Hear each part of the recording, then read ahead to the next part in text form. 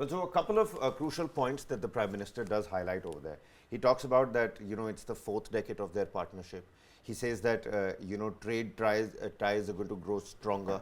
And even as we're looking at, all those visuals of, gaiety and all of those visuals of color, there is strong diplomacy that's taking shape behind that color, that cultural performances as well. And he did try to mention the G20 aspect over there as well. Well, the thing about is that look east policy was conceived, from the time of Vajpayee itself. So the idea has been that it has been continued even under Manmohan Singh. The idea has been that India, which already has cultural engagements with these countries, deepen their economic ties, and as he rightly pointed out, culture and geography unites us. So there are trade routes that connect us with the Southeast nations, and most of them were known as Asian tigers. They have a good, robust economies as such, and we can explore a huge amount of trade only in this area as well. But more than trade, as ASEAN is now looking into, ASEAN could also involve the issue about common security. And I think that common security, the Prime Minister said, free Indo-Pacific region. If you had listened to that, absolutely. So he's also advocating an Indo-Pacific free region, and the kind of tensions that we already see with China looming large in the background over there. But the fact remains is that in ASEAN, India has also raised the issue about security. But we are still continuing with our look east policy, and probably at the first region that would benefit if things fall well with ASEAN would be our northeastern states.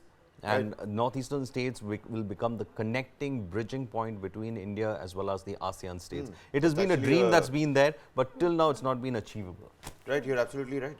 And, Nancy, also give us an understanding of, how, even as we're looking at Joko Widodo welcoming the Prime Minister, today the youngsters are so fond of India's foreign policy. They enjoy listening to Dr. S. Jaishankar, giving it back to the Western media. I mean, like, it's every other day I see a reel or I see a tweet or I see something trending about S. Jaishankar, like, fiery comment by him. So I get, like, the youth is so much into it, and we are understanding. So these foreign relations are, they were not that much important to us before. I think it's just a trend right now that we are so interested that everybody knows that PM is visiting Indonesia, PM state visit to US. It was a big deal for everybody. And we are following it by then, because now we are also understanding the ties, the geopolitical ties. We are physically so proximate. The physical proximity between these nations, ASEAN with India, is so important. But because we have never explored that relations, we have never explored that, ties with these nations, I think that has given China an upper hand. Always. And our northeastern country, just like a northeastern state, they have been avoided. That is, I think it is very important. So like PM Modi scheduling this meet ahead of G20, and Indonesia also, taking a step forward. Because the Prime Minister could have skipped it, but he did not skip it. And it's a tight schedule, Kabir. He thanked ASEAN member nations. Thank you so much for facilitating, but they also required somebody like Prime Minister Modi on their dais. Yeah. And they rescheduled the whole thing for it. There was a short break for him so that he can attend.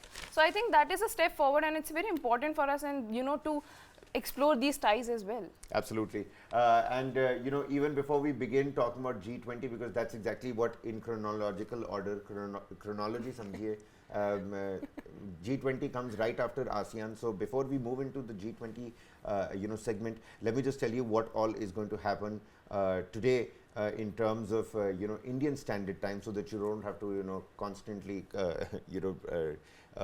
change the time from what is happening in Indonesia and what's happening over here.